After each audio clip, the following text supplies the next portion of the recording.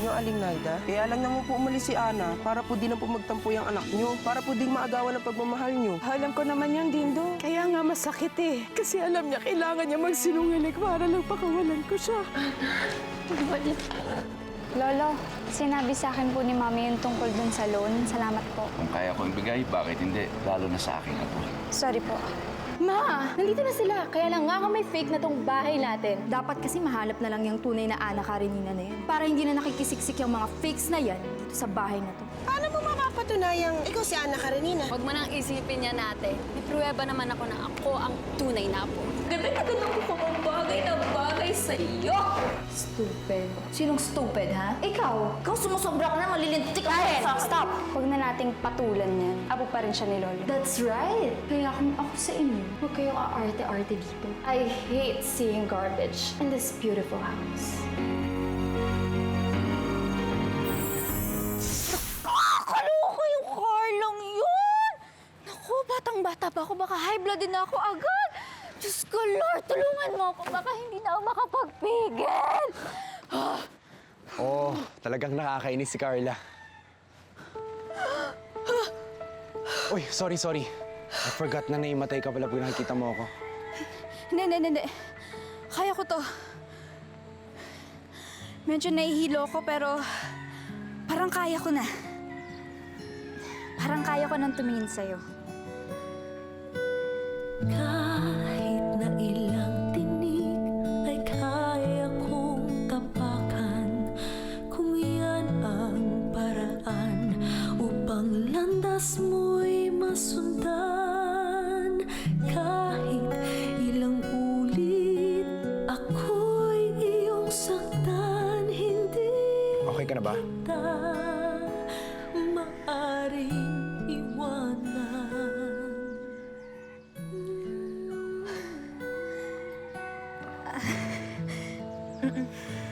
Teka, sigurado ka okay ka na, ha? Okay na.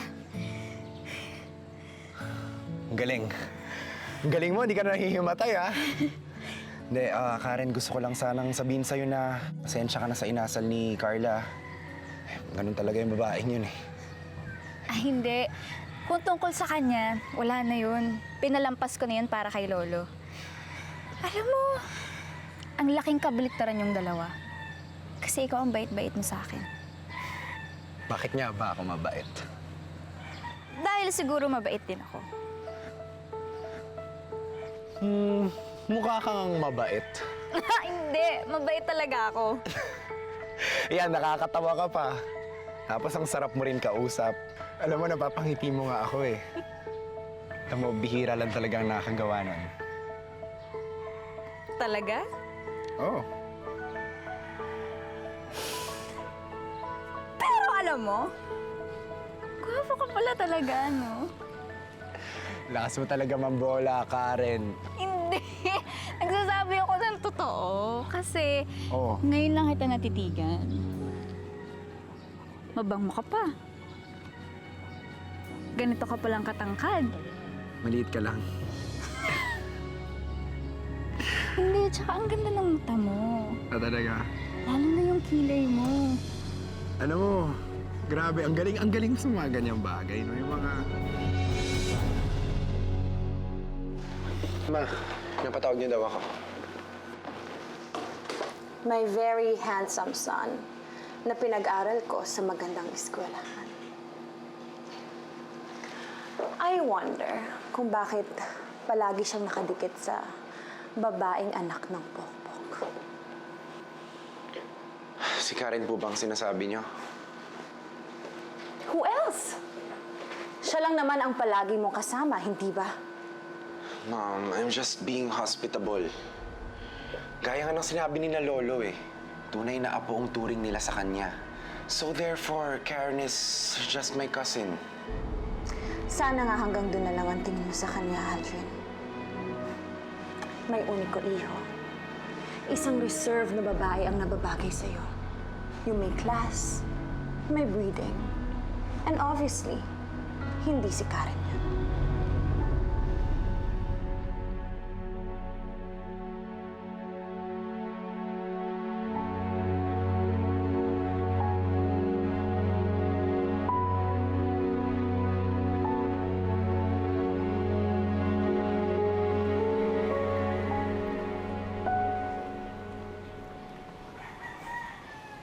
Maganda, di ba?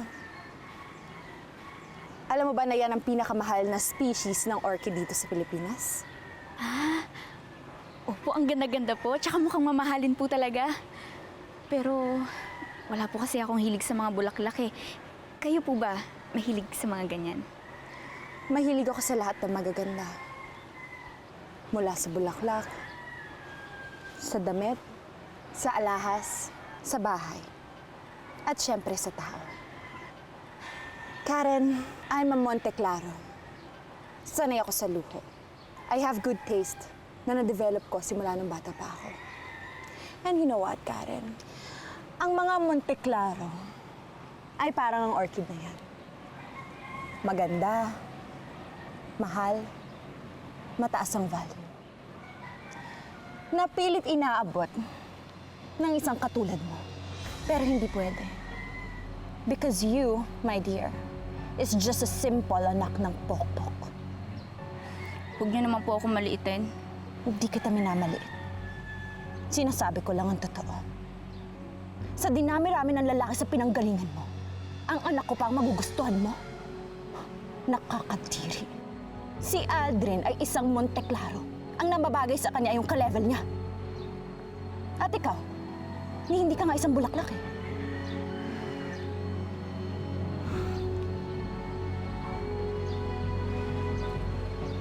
Isa ka lang damo na tinatapak-tapakan.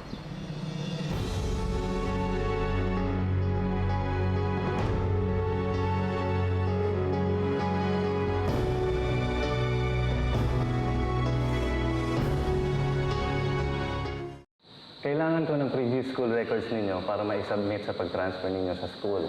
The sooner na maibigay ninyo sa akin, the better. Yung sa akin po, dala ko na. Ako rin po. Pero di pa po pasukan na bukas. Right. Paano ka nahahabol sa registration? Walang kaso yun. Pumayag ang presidente ng school na nakaregister na kayo in advance. Kaya bukas, pwede na kayo agad pumasok. Ipinangako ko lang kasi sa kanila na may sasubmit ko lahat ng mga documents nyo in 3 months. But since dala nyo na lahat ngayon, mas mapapadali. Okay lang po ba yun? Papasok na kami agad. Alam nyo, malaki mag-donate sa school ni Carla ang lolo ninyo. Isa pa, kaklase na sa Harvard ng presidente. Kaya mas madaling ayusin ang mga papeles ninyo sa pag-aaral. So, asahan ko yung mga papers ninyo para may ayos ko na lahat, ha? Sige, maiwan ko na kayo muna. Salamat. Sige po. Welcome back! Oo, namiss ka namin. Kumpleto na ulit tayo. Salamat kasi tinanggap niyo ulit ako. Oo naman. Ikaw pa.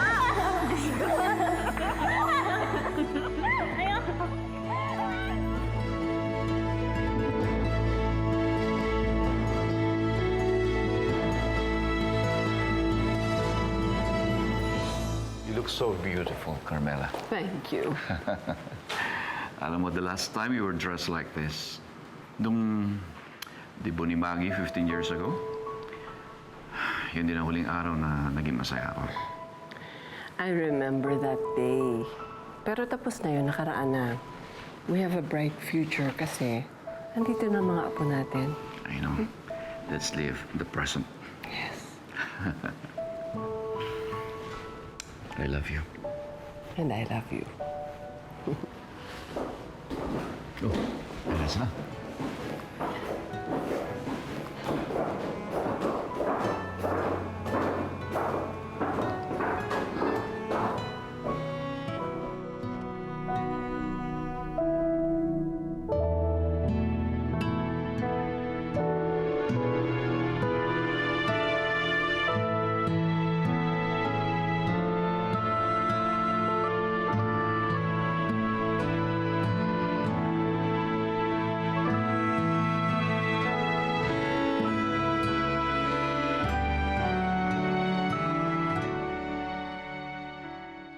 I can't come. Inaatake na naman ako ng migraine ko. Ruth, hindi ba madadaan sa gamot yan? Eh, second time mo nang di makakatay ng dinner dahil sa migraine mo eh.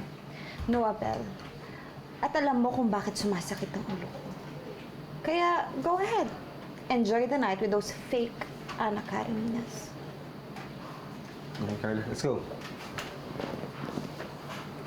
Ma, hindi ka naman sasama, di ba? Hindi na lang din ako sasama.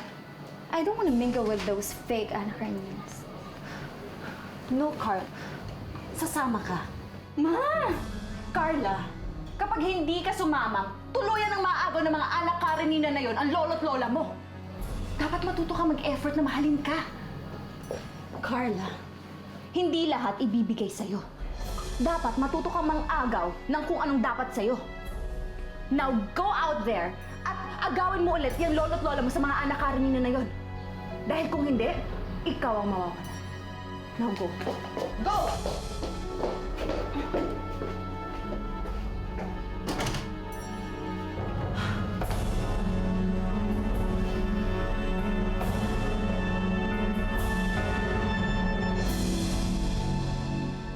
Ang gaganda na po natin, Carmela. Oh, yes.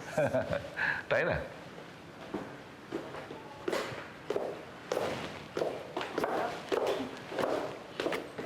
Ana? Sige na, Nina. Oh, Yeah. bakit nakasimangot ka? May problema ka ba? Ay, hindi, wala po. Let's go. Tayo na. Hi, Karen. You look lovely tonight. Nasaan si Ruth? At saka si Carla. Ano ho yun? Manong, ito ang mansyon ng mga Monte Claro, di ba? Oo, bakit? Anong kailangan nyo? Pwede po ba namin sila makausap? Naku, kakaalis lang. Hindi nyo inabot. Kung gusto nyo, bumalik na lang kayo sa ibang araw. Ay, naku Manong, hindi po pwede. Kailangan po namin sila makausap. Ngayong gabi po.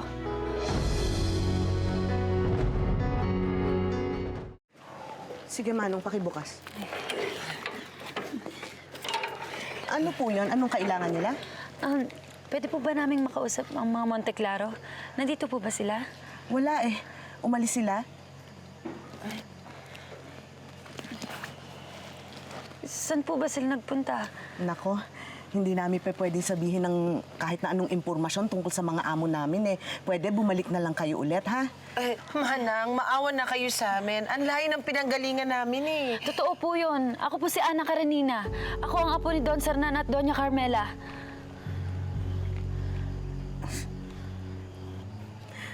Alam mo, lumang tugtugin na yan eh. Doon sa dati namin tinitiran, libo-libong bata na ang nagpunta at sinabing sila si Ana Karenina. Pero ayun, lumabas, peke naman. Manang, parang awa niyo na po. Kailangan ko po talaga magpakilala sa kanila. Ako talaga ang tunay na Ana Karenina.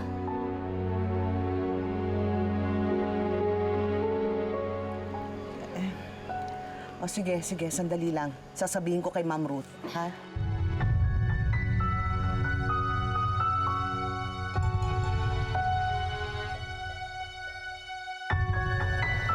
Gusto kong mag-toast tayo para sa aking anak na si Maggie.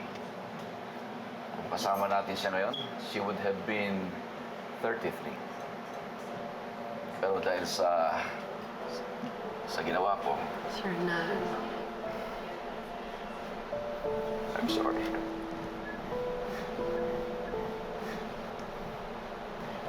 I'm sorry, hindi ko maiwasan hindi maging emotional. Pero, pass is pass. Masaya ako ngayon. Dahil kasama natin sina Ana, Karen at Nina. Ngayon nagpapasaya sa amin. Wala nang mawala si Maggie. Pakiramdam ko kayo ang regalo ko sa aking anak. Kayo ang bumuo ng pamilyang ito.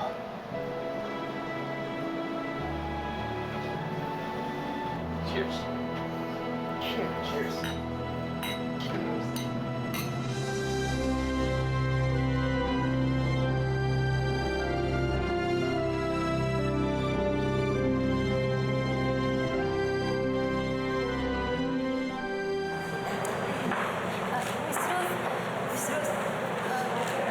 Pwede po bang na lang po tayo tumuloy? Bakit po kasi nasuot namin ngayon eh? Okay lang naman po na maghintay na lang kami sa bahay niyo. No! Hindi pinaghihintay ang ganitong klase ng balita. Besides, wala kang dapat ikahiya. That is, kung ikaw nga ang tunay na anak Karenina Monteclaro.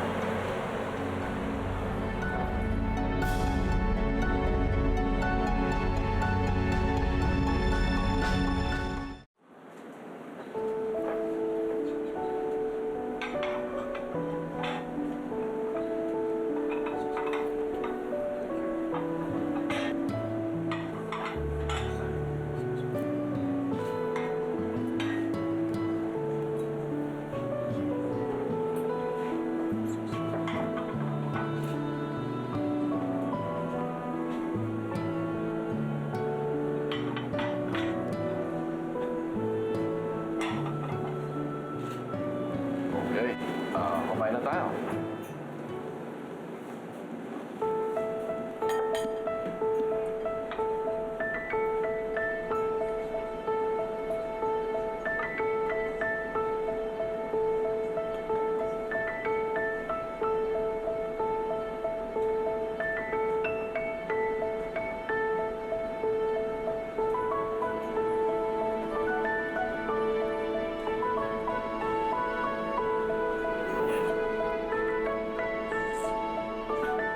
Oh my gosh.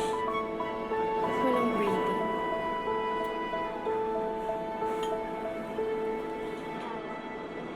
Lolo, Lola, paano po ba si Mama? Mami Maggie, anak. Tatawagin niyo siyang Mami Maggie, ha? Opo. Lola, matanong ko lang. Kamusta po siya noon? Mabait po ba siya? Mahinhin? For sure, hindi siya usisera. Bakit naman kasi nagtatanong ka pa? Hindi mo naman siya totoong mami, di ba?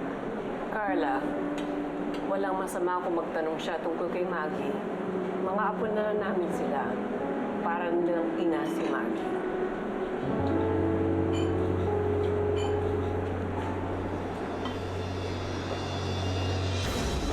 Hindi pa pala ako late. You just started. Ruth, akala ko ba masakit ang ulo mo? Mabutit nakasunod ka. Oo nga ho, Uncle eh. Nagmadali ako kasi may kasama akong special guest. And she's too important, kaya kinailangan kong tumayo at dalhin siya rito. Sino siya? Introduce yourself. Ako po si Ana Karenina Monteclaro. Ako po yung nawawala niyong apo.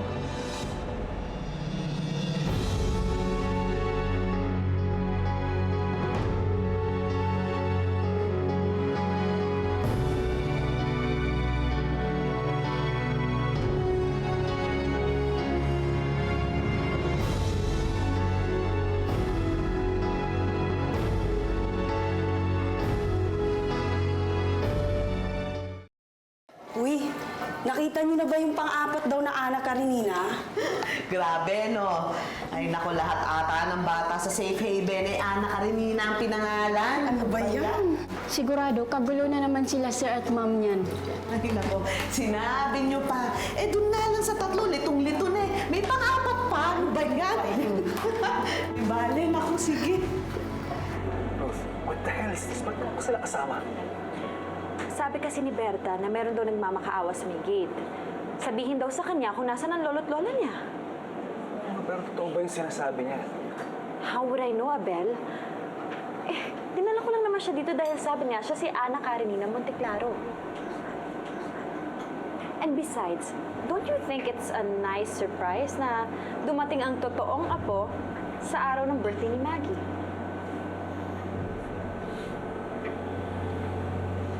Totoo ba sinabi mo na ikaw si Ana Karenina? Sir Dan, hindi ito ang tamang lugar para pag-usapan yan. Baka mapahiya yung mga bata. Yes, you're right. But, Excuse me. Yes, sir. we need another part. Okay, papanda ko po agad.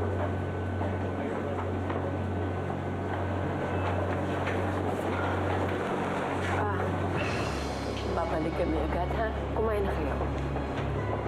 Let's go.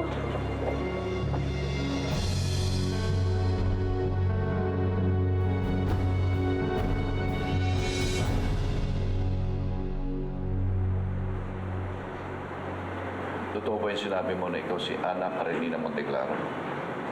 Ang anak ni Maggie? Ang aming apo? Opo, ako nga po ang taong hinahanap niyo. Meron ka bang pruweba? Nasaan na yung birth certificate mo? Birth certificate po ba?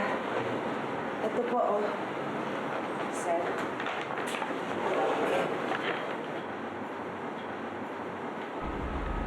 Ikaw si Maria Angela Mendez Cruz.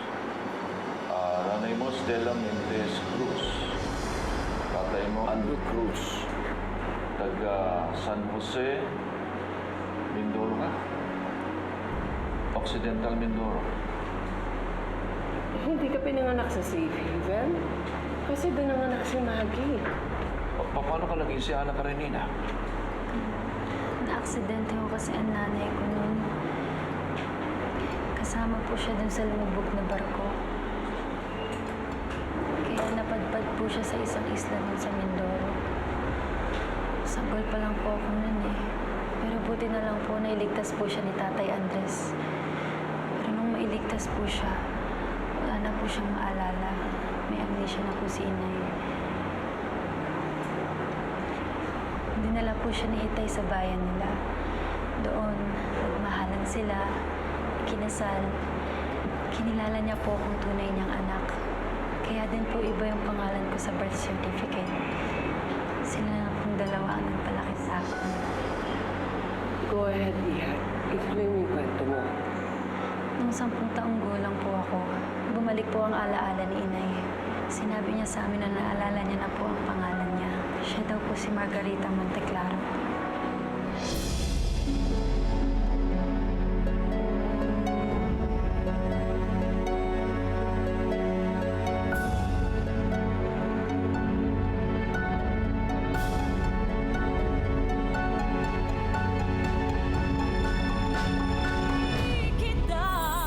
Kasi sinabi mo sa akin may pruweba ka na pag pinakita mo ay agad kanilang tatanggapin.